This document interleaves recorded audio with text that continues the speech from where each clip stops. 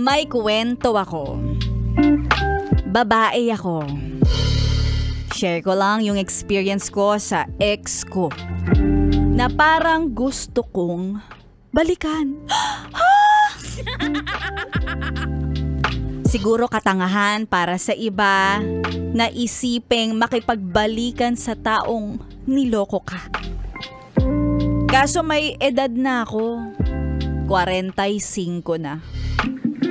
Ang isa sa rason kaya kami nagdesisyong maghiwalay ay dahil sa hindi ako sexual. In short, hindi ako mahilig sa churut maruruwag. Ang gusto ko lang ay may kasama. At alam kong siya na talaga yun. Hindi ko kinaya yung nangyari. Magkasama kasi kami na nagpunta sa isang club. Magsasayaw, mag-iinom, at marami kaming ibang mga bagong kakilala.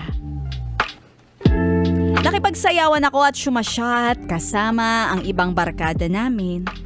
Hanggang sa nagtaka na ako dahil kalahating oras na. Lumipas na ang kalahating oras at hindi pa bumabalik ang partner ko.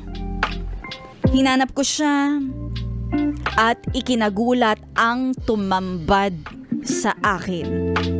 Dahil nakita ko siya sa CR na may kasamang iba.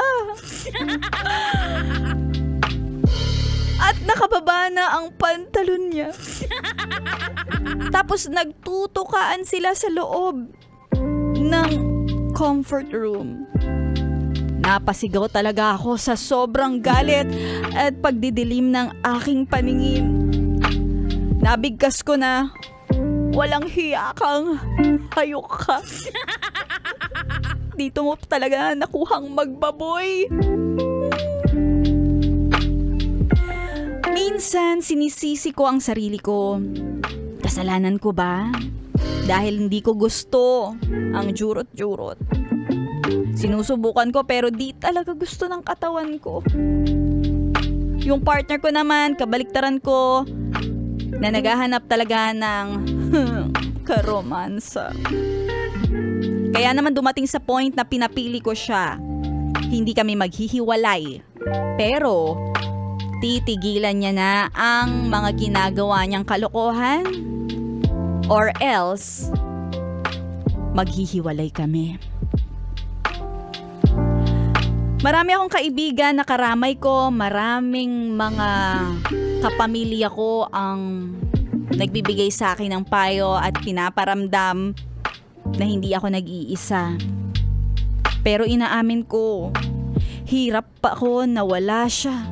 Na parang may parte ng katawan ko ang nawala nung naghiwalay kami.